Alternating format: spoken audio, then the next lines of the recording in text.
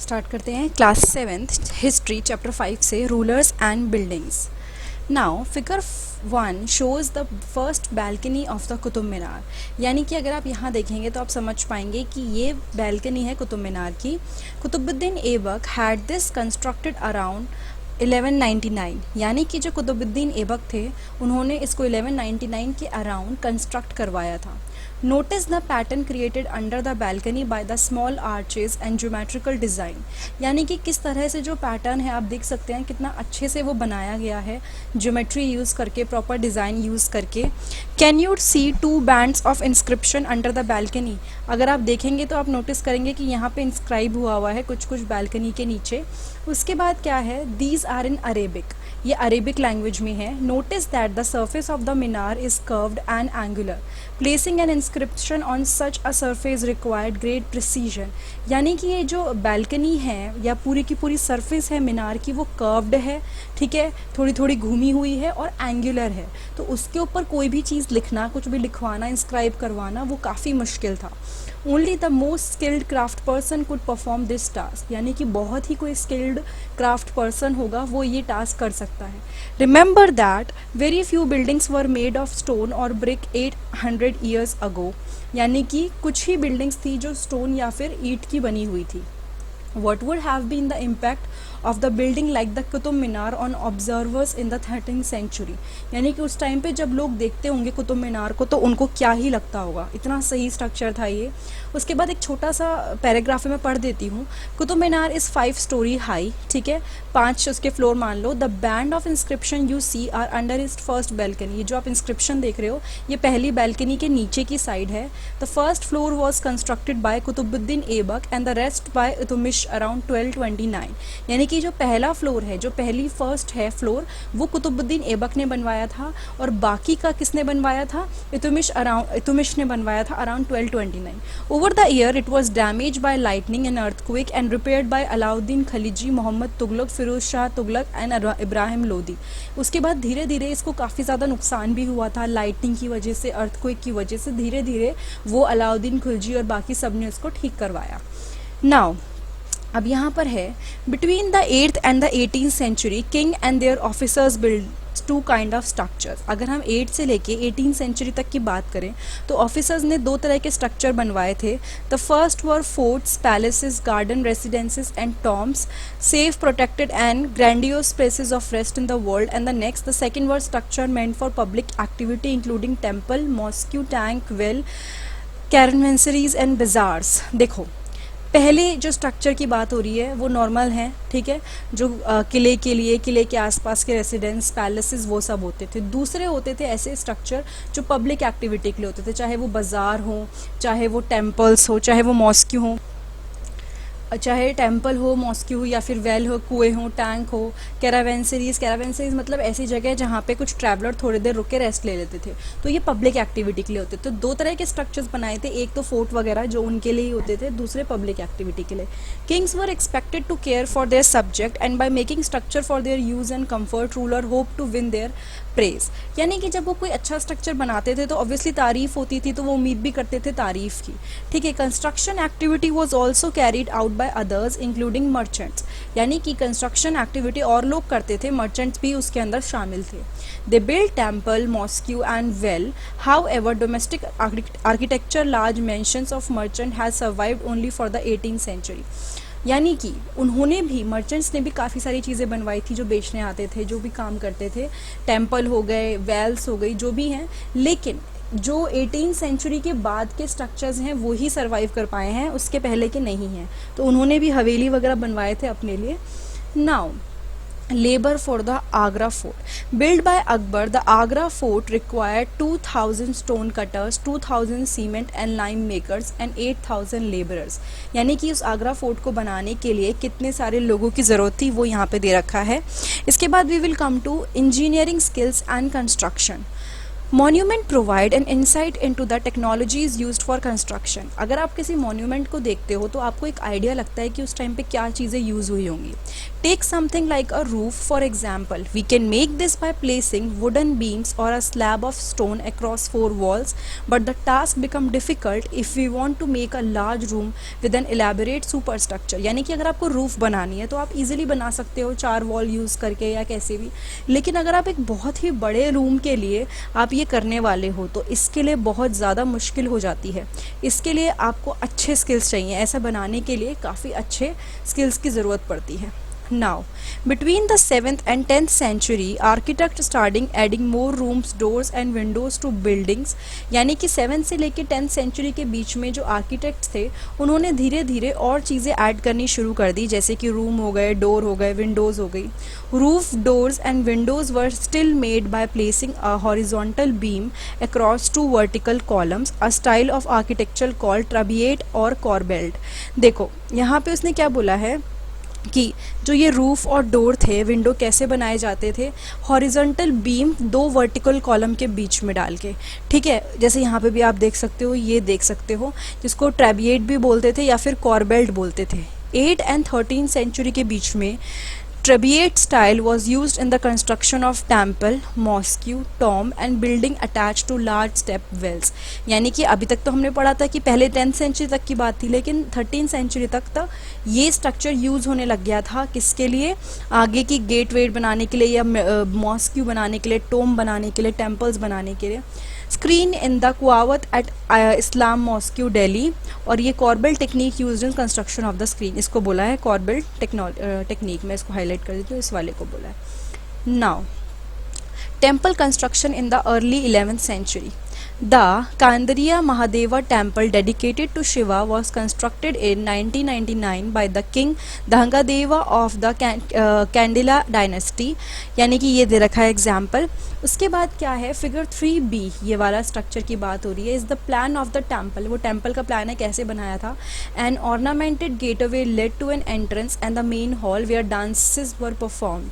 ठीक है, गेट था प्रॉपर, उससे लोग अंदर जाते थे और क्या करते थे, डांस वगैरह परफॉर्म करते थे। उसके बाद क्या है, and the main hall mahamandapa where dances were perform. The image of the chief deity was kept in the main shrine garbhagriha, यानी जो मेन जिसको भी वो पूजा करते थे उनकी बीच में एकदम उनके फोटो रखते थे। This was the place of ritual worship where only the king, his immediate family and priest gathered. और ये वो जगह थी गर्भागृह जहाँ पे सिर्फ राजा, उनकी जो क्लोज फैमिली होती थी वही जा सकती थी।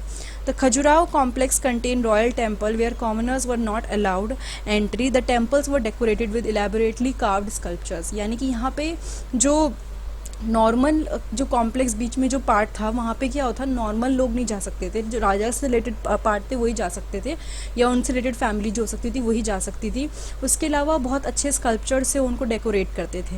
ये फ़ोटो दे रखी है यहाँ पे आपको किस तरह से बना हुआ है। एक और फोटो दे रखी है, फिगर 4 दे रखी है। The Raja Rajeshwara temple at Thanjavur had the tallest shikhara among temple of its time. यानी कि ये देखोगे सबसे बड़ा था उस टाइम पे। Constructing it was not easy because there was no cranes in those days and the 19-ton stone for the top of the shikara was too heavy to lift manually। यानी कि जो भी आप ऊपर लगता जाता है, अब तो क्रेन यूज़ हो जाती है, क्रेन की हेल्प से ऊपर लग जाता है, लोग लगा देते हैं, लेकिन उस टाइम पे क्रेन नहीं थी, लोगों को खुद लेके जाना पड़ता था। इसलिए लिखा है कि वो बहुत ही हैवी होता था, खुद मैन्युअली उठा के लेके जाना। So the architect build an incline part to the top of the temple, place the boulder on rollers and roll it all the way to the top. तो आर्किटेक्ट्स ने क्या किया, एक इंक्लाइन पाथ बना दिया। इंक्लाइन पाथ का मतलब क्या है, ऐसे बना दिया। इंस्टेड ऑफ, क्योंकि अगर समझ लो मंदिर इस तरह से है, ऐसे मंदिर है, तो यहाँ उन्होंने इंक्लाइन पाथ बना दिया, इस पर वो रोलर के थ्रू इसको ऊपर लेके जाते थे। ये टेक्निक वो यूज़ करते थे।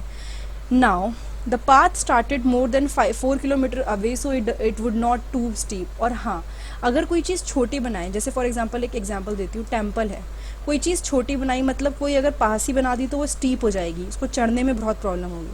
लेकिन कोई चीज़ अगर आप लंबी खींच दो ऐसे, तो उसको आपको चढ़ने में इतनी प्रॉब्लम नहीं हो, इसलिए उसने क्या बोला कि वो कुछ अराउंड 4 किलोमीटर तक का बना था। This was dismantle after the temple was constructed. यानी कि उसको उसके लिए एक इंक्लाइन पाथ तो बनाया, लेकिन एक और चीज़ है कि जैसे ही काम पूरा होता था मंदिर बनने का, उसके बाद वो पाथ को डिसमेंटल कर देते थे, ख़त्म कर देते थे। लेकिन वो जो वहाँ के लोग हैं जो रहते हैं वहाँ पे, उनको अभी भी याद है, उनको याद रहा क्या, उस टेम्पल के बनने का एक्सपीरियंस कि किस तरह से बना था। और इनफैक्ट एक वहाँ पे विलेज है पास में ही, जिसे बोलते हैं विलेज ऑफ द इंक्लाइन, क्योंकि वहाँ पे वो यूज़ हुआ होगा। Now, two technological and stylistic development are noticeable from the 12th century, यानी कि दो बहुत ही अच्छी और नई टाइप की जो आप देखते हो क्या कहते हैं, मतलब नोटिसेबल, जिसको आप नोटिस करते हो, वो डेवलपमेंट है जो आप देख सकते हो। The weight of the super structure above the doors and Windows was sometime carried bye arches, यानी कि इसने क्या बोला कि जो भी सुपर स्ट्रक्चर होते थे जो डोर के ऊपर होते थे, उनका जो वेट होता था वो आर्चेज उठते थे। The architecture form was called arcuate, और उसको क्या बोलते थे, आर्क्यूएट। ये देखो, जैसे ये देख रहे हो, इससे पूरा का पूरा वेट उठ जाता था। ये स्टोन है की स्टोन जो मेन है। A true arch, the key stone at the centre of the arch transfer the weight of the super structure to the base of the arch, यानी कि ये जो स्ट्रक्चर है ना की स्टोन, ये क्या करता है, सारा वेट डिस्ट्रीब्यूट कर देता है हर जगह पे। ठीक है, नाउ अब हम पढ़ेंगे आगे। Limestone cement was increasingly used in construction, इस टाइम पे आते आते लाइमस्टोन सीमेंट यूज होने लग गया था कंस्ट्रक्शन में। This was very high quality cement which when mixed with stone chips hardened into concrete. और होता क्या था, जब इसको मिक्स कर देते थे, ये हाई क्वालिटी सीमेंट था जिसको स्टोन के चिप्स के साथ जब मिक्स कर देते थे तो वो बहुत ही स्ट्रॉन्ग हो जाता था। This made construction of large structure easier and faster, जिसकी वजह से जो स्ट्रक्चर था, कंस्ट्रक्शन था, वो ईजी हो गया था। Take a look at the construction site in figure 6, अगर आप देखोगे तो आप यहाँ पे देख लोगे कंस्ट्रक्शन साइट किस तरह से काम हो रहा है। A painting from the Akbarnama showing the construction of water gate at the Agra fort, किस तरह से उसका कंस्ट्रक्शन हुआ था, वो पेंटिंग भी है। Now building temples, mosque and tanks. Building temples, mosque and tanks. Temples and mosque were beautifully constructed because they were places of worship. बहुत ही अच्छे से मंदिरों को, मस्जिदों को बनाया जाता था क्योंकि वो जगह होती थी जहाँ लोग पूजा करते थे। They were also meant to demonstrate the power, wealth and devotion of the patron, यानी कि ये जगह है, ये भी शो करती थी कि जो भी पर्सन है, जिसके भी वो मंदिर है, जो भी राजा है, वो कितना पावरफुल है। Take the example of the Raja Rajeshwara temple, जिसकी फ़ोटो अभी हमने ऊपर देखी थी। राजा राजेश्वरा टेम्पल का एग्जाम्पल लेते हैं। उसके बाद उसके नीचे एक इंस्क्रिप्शन है जिसमें मेंशन है कि ये किसने बनाया है, ये किंग राजा राजेदेवा ने बनाया है अपने भगवान की पूजा करने के लिए, जिनका नाम है राजा राजेश्वरम। ठीक है, राजा राजादेवा किंग ने राजा राजेश्वरम भगवान के लिए बनाया। कैसे, जो रूलर है उसने अब भगवान के नाम जैसा नाम रखा है, और किंग ने भगवान का नाम क्यों लिया, क्योंकि वो बहुत ही ऑस्पिशियस है and he wanted to appear like god, यानी वो खुद को भगवान जैसा दिखाना चाहते थे, इसलिए उन्होंने ये नाम लिया। Through the rituals of worship in the temple and one God honoured another, यानी कि पूजा से एक जो होते थे राजा राजा देवा, वो दूसरे को क्या करते थे, ऑनर करते थे। जो लार्जेस्ट टेम्पल है, they were all constructed by kings, बड़े बड़े जो टेम्पल्स थे उनको किंग लोग बनाते थे। The other lesser deities in the temple were gods and goddess of the allies and subordinate of the ruler. जो दूसरे रूलर्स थे, अदर डाइटीज थे, वो कौन थे, देखो समझ लीजिए एक मेन भगवान है, और जो उस राजा के अपोनेंट हैं, वो जिस भगवान की पूजा करते थे उनको भी वही दिखाते थे वो, लेकिन उनको लेस की तरह दिखाते थे, कम की तरह दिखाते थे। The other lesser deities in the temple were gods and goddesses of the allies and subordinate of the rulers, यानी कि यहाँ पे कैसे दिखाया कि फॉर एग्जाम्पल एक राजा है, उनके साथ के जो लोग हैं, ठीक है, उनको वो वहाँ पे डाइटीज़ को दिखाते थे कि ये मेरे साथ के लोग हैं। ठीक है, मतलब कि फॉर एग्जाम्पल मैंने अपना एक मंदिर बनवाया, उस पर मैंने एक डाइटी रखे, एक भगवान जिनकी मैं पूजा करती हूँ, और मेरे जो साथ के दोस्त हैं वो जिस भगवान की पूजा करते हैं वो भी मैं उस मंदिर में साथ में दिखा दूँगी। The temple was a miniature model of the world ruled by the king and his allies, यानी कि टेम्पल से क्या होता था, एक छोटा सा एक वो मॉडल हो जाता था जिससे ये पता चलता था कि किंग कैसे राज कर रहा है, उनके आसपास के लोग कैसे हैं। As they worship their deities together in the royal temple, it seemed as if they brought the just rule of gods on the earth। यानी कि जैसे वो पूजा करते थे, वो क्या करते थे, वो अपने डाइटीज़ को साथ में ले आते थे। एक तरह से एक शो था ये। फॉर एग्जाम्पल, जिसकी भी वो पूजा करते थे, जिसकी भी उनके दोस्त पूजा करते थे, उसको एक मंदिर में दिखाना एक तरह से वो चीज़ थी। तो उनके लिए भी एक अलग ही बात थी। Now Muslim sultans and padshah did not claim to be incarnation of God, but Persian court chronicles describe the sultan as the shadow of God.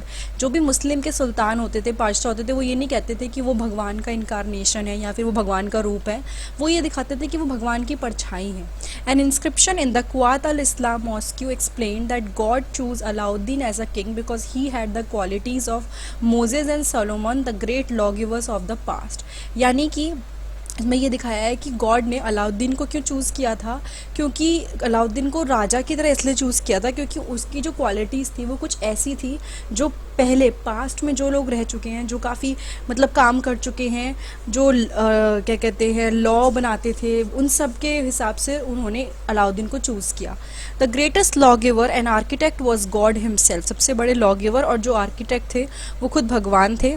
He created the world out of chaos and introduced order and symmetry. मतलब कि भगवान ने भीड़ भाड़ शोर में एक world create किया और उसके बाद उसमें ऑर्डर और सिमेट्री प्रॉपर अच्छे ढंग से काम करवाया। As each new dynasty came to power, kings wanted to emphasize their moral right to be rulers। यानी कि जैसे जैसे नई डायनेस्टी आती जा रही थी, जो राजा थे वो चाहते थे उनका वो रूलर बने। Constructing places of worship provided rulers with the chance to proclaim their close relationship with God, especially important in an age of rapid political change। यानी कि अगर वो एक जगह बनाते थे जहाँ पे वो पूजा कर सके, तो क्या होता था, इससे वो ये दिखा पाते थे कि वो भगवान के कितने क्लोज हैं। Specially important in an age of rapid political change, जहाँ फटाफट चेंज आ रहे थे, पॉलिटिकल चेंज आ रहे थे, उसमें अगर वो मंदिर बनाते थे तो वो अपनी इम्पोर्टेंस शो करते थे। Rulers also offered patronage to the learned and pious and tried to transform their capitals and cities into great cultural center that brought fame to their rule and their realm। यानी कि जो भी वहाँ पे सीख रहे थे, जो भी चीज़ें चल रही थी, वो उनको क्या करते थे, काफ़ी कुछ देते थे। तो रूलर क्या करते थे, जो भी लोग उस टाइम पे थोड़े सीखे हुए थे, जो इंटेलिजेंट थे या जो भी उनके काम के होते थे, उनको वो कुछ पार्ट देते थे। पेट्रोनेज का मतलब यहाँ पे हो गया एक तरह से रिश्वत देना, ये मान लीजिए, ताकि वो क्या हो, वो उनकी सिटीज़ को, कैपिटल को अपने अकॉर्डिंग चेंज कर सके और ऐसा बना सके कि उनको वो फेम आए। It was widely believed that the rule of just king would be an age of plenty when the heavens would not withhold rain. At the same time, making precious water available by constructing tanks and reservoir was highly praised। यानी कि एक तरह से बारिश के ऊपर importance दी गई और दूसरी चीज़ पानी की भी बहुत इम्पोर्टेंस थी। मतलब ये दिखाया था कि कुछ ऐसी चीज़ बनाना जो पानी को स्टोर करके रखे। Sultan Iltutmish won universal respect for constructing a large reservoir just outside Delhi या कोना। इट वॉज कॉल्ड हौज सुल्तानी और द किंग्स रिजर्वायर। मतलब कि सुल्तान इतुमिश को बहुत ज़्यादा तारीफ़ मिली थी, प्रेज़ मिला था, रिस्पेक्ट मिली थी, क्योंकि उन्होंने एक बहुत ही बड़ा रिजर्वायर बनाया था दिल्ली या कोना, जस्ट बाहर दिल्ली के। इट वॉज कॉल्ड द हौज़े सुल्तानी और द किंग रिजर्वायर। ये चीज़ तो हो गई। उसके बाद है rulers often constructed tanks and reservoir big and small for use by ordinary people. तो रूलर्स छोटे मोटे टैंक छोटे मतलब लोगों के लिए भी बनाते थे, जो भी ऑर्डिनरी लोग होते थे, राजा महाराजा से बिलोंग नहीं करते थे, उनके लिए। Sometime these tanks and reservoir were part of a temple, mosque और अ गुरुद्वारा। कई बार ये जो टैंक्स बनते थे ये किसी मॉस्क्यू का या फिर किसी टेम्पल का, इनका भी पार्ट होते थे, या किसी गुरुद्वारे का। Why were temples targeted? Now temples को क्यों टारगेट किया जाता था? क्योंकि हमें ये बात पता है कि जो राजा महाराजा थे वो अपनी पावर को दिखाने के लिए, to show their power, they use to build the temples. तो अगर कोई राजा उन पर अटैक करता था तो जो उनकी ताकत को दिखाएगा ऑब्वियसली वो उसको अटैक करेगा। इसलिए कोई अगर उन पर अटैक करता था तो वो टेम्पल्स को टारगेट करता था ताकि उनकी पावर को कमज़ोर होता हुआ दिखा दे। In the early 9th century, when the Pandyan king Sri Vallabha invaded Sri Lanka and defeated the king Sena I, the Buddhist monk and chronicler Dhammakiti noted, he removed all the valuable, the statue of Buddha made entirely of gold in the jewel place and the golden images in the various monasteries, all these he seized. यानी कि जब श्रीलंका पे attack हुआ था, राजा का नाम लिखा है ऊपर, तो उन्होंने क्या किया था, सारी चीज़ें जो भी इंपॉर्टेंट चीज़ें थी, जो भगवान को दिखा रही थी, बुद्धा को दिखा रही थी, उन सबको उन्होंने क्या कर दिया, वहाँ से हटा दिया। The blow to the pride of the Sinhalese ruler had to be avenge and the next Sinhalese ruler Sena two ordered his general to invade Madurai, the capital of the Pandyas. यानी कि इससे क्या हुआ, सिन्हेलीज के ऊपर क्या हुआ, उनको थोड़ा सा फील हुआ कि भाई उनके साथ गलत हुआ है, तो next Sinhalese ruler Sena to ने जो ऑर्डर किया ये कि वो मदुराई में इन्वेड करेंगे, जो पांड्या की कैपिटल है। The Buddhist chronicler noted that the expedition made a special effort to find and restore the gold statue of the Buddha. जो बुद्धिस्ट क्रॉनिकलर थे उन्होंने देखा कि ये जो एक्सपीडिशन है उसमें काफ़ी मेहनत लगी है, मेहनत लगाई है, किसके लिए, ढूंढने के लिए और रिस्टोर करने के लिए जो बुद्धा का गोल्ड स्टैचू है। Similarly, in the early 11th century, when the Chola king Rajendra I built a Shiva temple in the capital, he filled it with prize statues seized from defeated ruler. तो जब चोला king Rajendra I ने Shiva temple बनाया था तो उसको उन्होंने किससे भर दिया, स्टैचूज से भर दिया, जो उन्होंने रूलर से चुराए थे, मतलब चुराए भी नहीं बोलूँगी, जो उनसे जीते थे जब वो उनको हरा चुके थे। An incomplete list included a sun pedestal from the Chalukyas, a Ganesha statue and several statues of Durga, a Nandi statue from the Eastern Chalukyas, an image of Bhairava and Bhairavi from the Kalingas of Orissa, and Kali statue from the palace of Bengal. तो मतलब ये सारी चीज़ें थी जो उन्होंने मंदिर में लगा दी थी, जो दूसरों को डिफीट करके जो उन्होंने ली थी। Sultan Muhammad of Ghajni was a contemporary of Rajendra I. During his campaign in the subcontinent, he attacked the temples of defeated king and looted their wealth and idols. तो उन्होंने क्या किया था, गजनी ने जो भी राजा महाराजाओं के मतलब अटैक किया था उन्होंने टेम्पल्स पे, प्लस वहाँ पे जो भी इंपॉर्टेंट चीज़ें थी, वेल्थ वाली चीज़ें थी, वो उन्होंने लूट ली थी। Sultan Mohammad was not a very important ruler at that time, but by destroying temples, specially the one at Somnath, he tried to win credit as a great hero of Islam.